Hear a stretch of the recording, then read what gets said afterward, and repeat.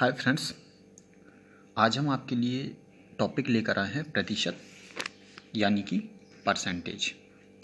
जैसा कि आप सभी ने इसके बारे में पढ़ा भी है और इसके बारे में आप सभी जानते भी हैं लेकिन फिर भी आज इसके बारे में हम बात करते हैं।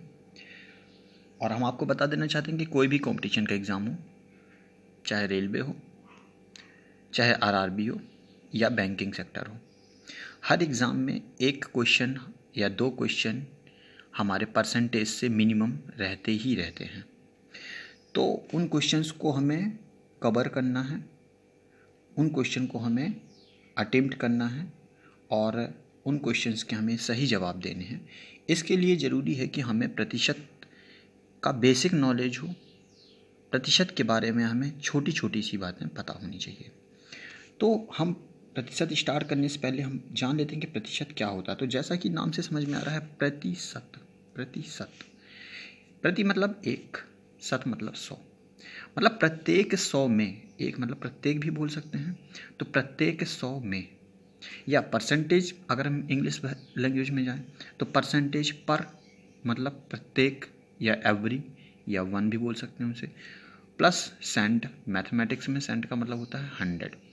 तो पर 100 हम बोल सकते हैं परसेंटेज। अब बात करते हैं कि इसकी हम डेफिनीशन क्या लिखेंगे। तो फ्रेंड्स, इसकी डेफिनीशन लिखने के लिए वाकई में जो प्रतिशत होता है वो एक तरीके से क्या होता है, अनुपात को व्यक्त करता है, या हम बोल सकते हैं कि वो क्या करता है, रेशियो को रिप्रेजेंट करता है। तो अगर हम इसकी डेफिनीशन लिखना चाहें तो हम लिख सकते हैं रेशियो एक्सप्रेस्ड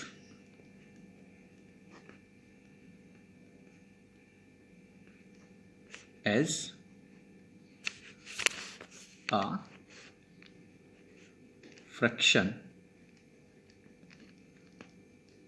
of hundreds, यानी कि 100 में फ्रैक्शन, 100 में फ्रैक्शन, या ये समझें कि 100 में भाग, 100 में कितने भाग हैं, कोई भी चीज़ 100 में कितने भाग है वो आपका कहलाएगा परसेंटेज, या वही आपका कहलाएगा क्या, प्रतिशत। अब एक एग्जांपल से हम समझ सकते हैं। पहली चीज़ तो इसे हम क्या बोल रहे हैं कि ये क्या है कि अनुपात को व्यक्त करने का एक तरीका है। कई सारे अलग अलग तरीके होते हैं।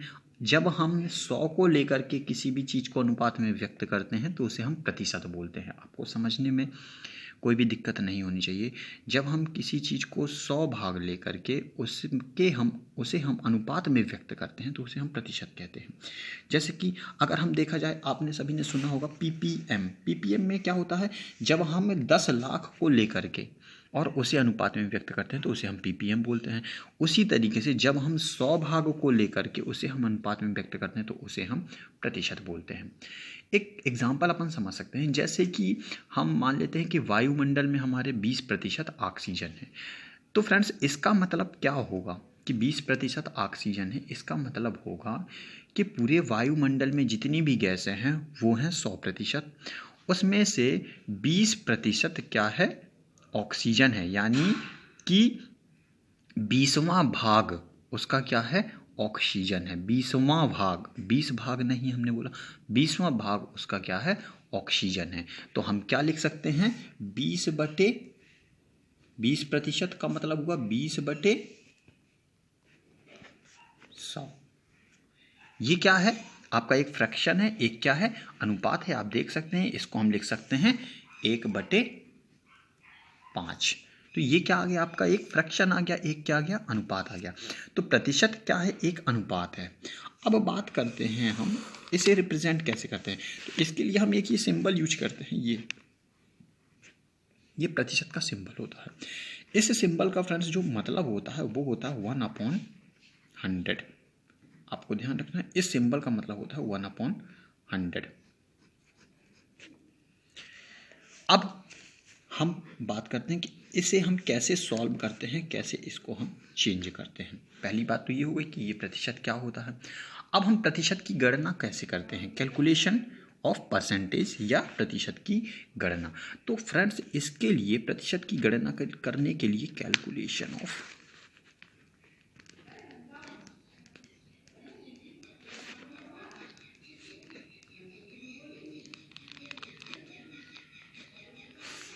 इसके लिए हम क्या करते हैं, हम पहले लिख लेते हैं जो वैल्यू हमें चाहिए होती है, वैल्यू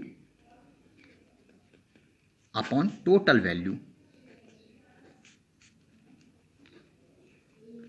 इंटू 100%। किसी भी चीज़ को इस तरीके से हम परसेंट में क्या कर लेते हैं, कन्वर्ट कर लेते हैं। फॉर एग्जाम्पल, अगर हमारा एक कोई क्वेश्चन पेपर है जिसका जो मैक्सिमम मार्क्स हैं उसमें है आपका 50, और आपको अब मान लीजिए कि उस पेपर में या उस एग्ज़ाम में आपको मिला 48 मार्क्स, तो हमें वैल्यू कितनी मिली है 48, और टोटल वैल्यू कितनी थी उसकी 50। अब इसे हमें कन्वर्ट करना है कि हमें कितना परसेंटेज हमने गेन किया, तो हमने क्या किया, 100% से हमने इसको मल्टीप्लाई कर दिया। आपको पता चल जाएगा कि ये कितना परसेंट हो जाएगा, 52 × 100 96%। तो इस तरीके से हम समझ गए कि 48 अगर मार्क्स हमें मिले हुए हैं तो हमें 96% मिला हुआ है, या 96% हमने गेन किया हुआ है। तो ये फॉर्मूला जो है हमारा, ये जो फॉर्मूला है value upon total value into 100%, ये है परसेंटेज की कैलकुलेशन करने का फॉर्मूला। अब हम आगे चलते हैं, आपको कुछ ट्रिक्स बताते हैं, तो ध्यान से आपको सुनना है। आप चाहें तो उसे नोट्स कर सकते हैं, ट्रिक्स को नोट कर सकते हैं। तो पहली ट्रिक है, किसी भी भिन्न को प्रतिशत में बदलने के लिए उसे 100% से गुणा करते हैं। ध्यान से सुनिएगा, किसी भी भिन्न को प्रतिशत में बदलने के लिए उसे 100% से गुणा करते हैं। जैसे एक एग्जाम्पल हम लेकर के चलते हैं, हमारे पास भिन्न है 3/5। अब इस भिन्न को हमें प्रतिशत में कन्वर्ट करना है, तो हमने क्या बोला कि इसे हम 100% से गुणा कर देते हैं। 100% से ये हमने गुणा कर दिया। जब 100% से गुणा किया तो इसका मतलब क्या हुआ, 20, यानी कि ये आ गया आपका 60%। भिन्न को हमने प्रतिशत में चेंज किया, तो हमने क्या बताया कि किसी भी भिन्न को प्रतिशत में बदलने के लिए हम 100% से उसका क्या करते हैं, गुणा करते हैं। अब ट्रिक दूसरी है हमारी, जो दूसरी ट्रिक है वो क्या है कि किसी भी प्रतिशत को भिन्न में बदलने के लिए हम उसे 100 से भाग कर देते हैं। ठीक इसकी उल्टी है, किसी भी प्रतिशत को भिन्न में बदलने के लिए उसे 100 से भाग कर देते हैं। आप देखिएगा इसी 60% को हम कैसे भिन्न में बदलते हैं। तो 60% था हमारा, हमने आपको पहले ही बताया है कि इस प्रतिशत का मतलब क्या होता है, 1/100। वही 1/100 यहाँ हम लिख देते हैं इस प्रतिशत के चिन्ह की जगह पर, या ये समझें कि उसी 100 से हम क्या दे देते हैं, भाग दे देते हैं। ये 1/100 कर दिया हमने, प्रतिशत की जगह 1/100 कर दिया।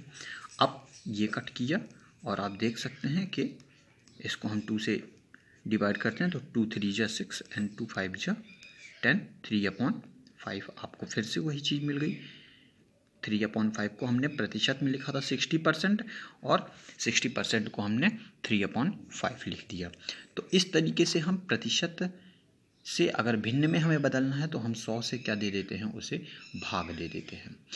अब फ्रेंड्स, जो आगे की ट्रिक है वो आपके एग्ज़ाम से रिलेटेड है, वो आपके कंपटीशन के एग्ज़ाम में भी आती है और एक क्वेश्चन वहाँ से बनता है। तो ट्रिक क्या है आपकी, कि अगर आपसे पूछा जाता है कि किसी संख्या का कुछ प्रतिशत, फॉर एग्जाम्पल x का y प्रतिशत, अगर आपको निकालना है x का y प्रतिशत या p का q प्रतिशत,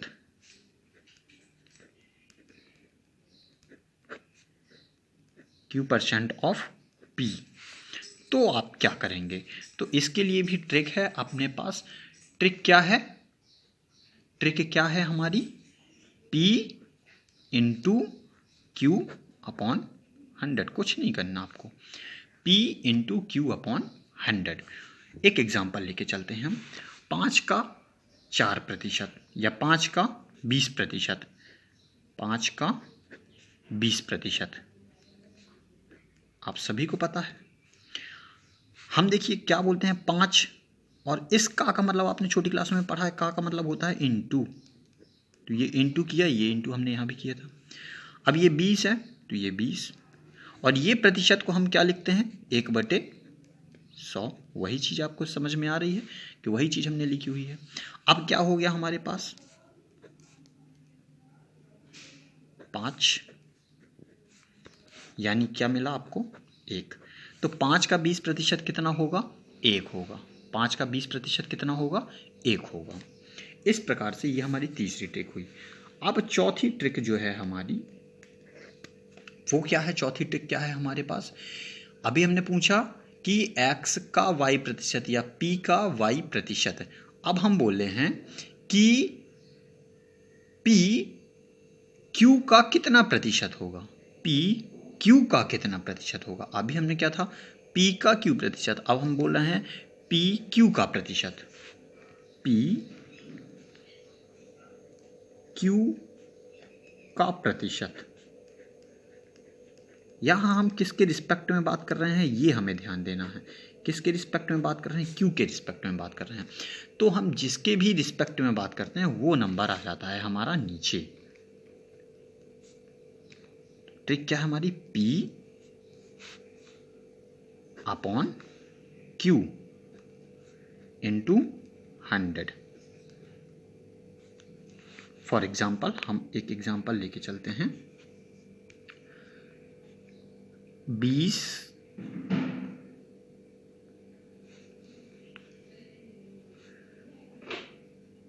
40 का कितने प्रतिशत है। क्वेश्चन इस तरीके से रहेगा हमारे पास, 20 40 का कितने प्रतिशत है। तो हम क्या करेंगे, 20 यानी कि P किसका, 40 का इंटू 100।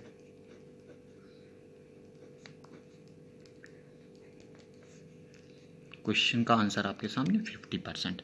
तो 20-40 का वाकई में कितने परसेंट होता है, 50% होता है, आपको भी पता है। ठीक है, ये हमारी हुई चौथी ट्रिक।